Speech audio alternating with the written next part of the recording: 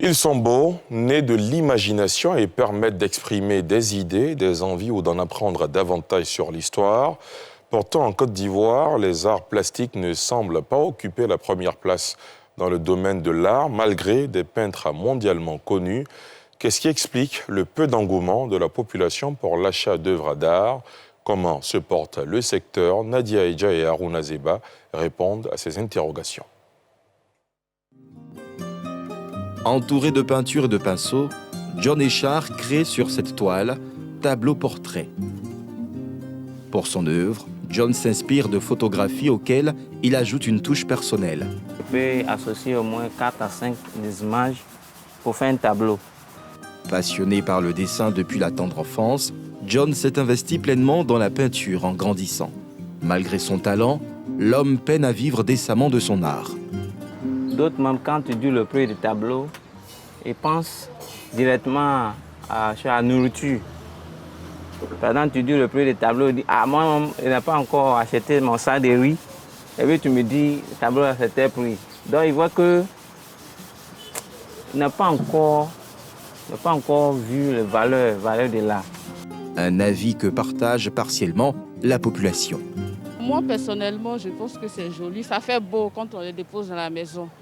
Mais particulièrement, je n'en ai jamais acheté. Je trouve les prix un peu élevés. C'est normal que ça puisse coûter cher parce que le nom même l'indique, l'art. Il faut être un artisan, c'est un travail qui nécessite beaucoup de temps. Pour mieux vendre, c'est donc vers les galeries d'art que se tournent les artistes.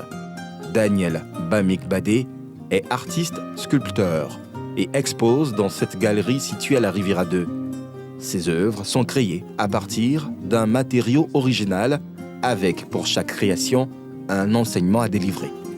Je travaille à partir de matériaux de récupération, précisément le fer. J'ai voulu représenter la sagesse africaine à travers ce que moi j'appelle la maîtrise de la parole. Parce que là, quand j'ai travaillé, vous voyez bien, on sent le front, on sent les yeux, comme si c'était un personnage ou un visage humain. Mais ce qui est intéressant, c'est au niveau de la bouche. Et là, j'ai travaillé un peu sur le pouvoir de la parole. La parole, la bouche qui sert ici, comme j'ai mis un piège. Je fais très attention à ce qu'on dit le plus souvent. Parce que soit on se piège soi-même, on se condamne soi-même en parlant. Un travail fouillé qui paye bien. Il suffit d'avoir l'amour de faire la chose bien. Parce que tout ce que tu fais bien va toujours donner un bon résultat. Un bon résultat aussi, ça se monnaie, ça devient ce qu'on appelle l'argent. Donc moi, là, ça me nourrit bien. Parce que moi, je pense que l'artiste, même d'abord, premièrement, c'est pas l'argent, c'est ton rendu. Comme Daniel, ils sont plus de 150 artistes à bénéficier de l'accompagnement de cette galerie pour la promotion de leurs œuvres. Deux types de styles, un peu une partie abstraite et une partie figurative.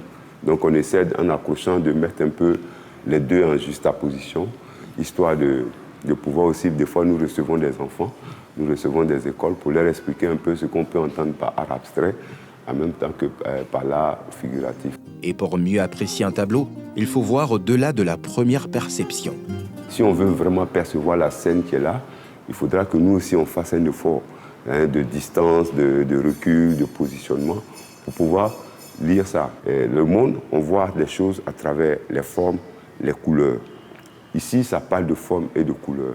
Donc, quelque chose comme ça, ça peut vous aider à percevoir les choses, à comprendre des sentiments, à comprendre, anticiper des fois sur des choses.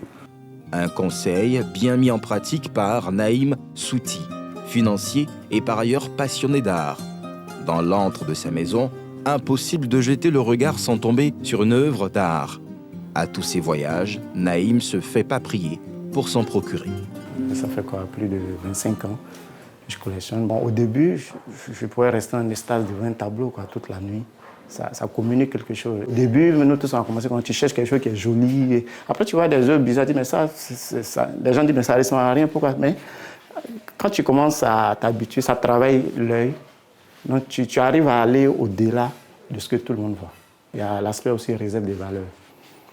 Et quand tu achètes une œuvre, tu as mis 1 million, 2 millions. Et tu sais que dans 5 ans, 10 ans, 2 millions deviennent 5 millions. Après, quand tu laisses pour les enfants, ça peut être plus. Sa plus grosse folie, une œuvre de John Hwan, un célèbre artiste contemporain. À en croire les experts, les arts plastiques en Côte d'Ivoire ont de beaux jours, avec l'émergence de jeunes talents et une culture immensement riche. Mais pour un réel envol de ces secteurs, les acteurs sont unanimes, il faut la volonté politique. Et c'est ici que prend fin ce journal. Merci de l'avoir suivi.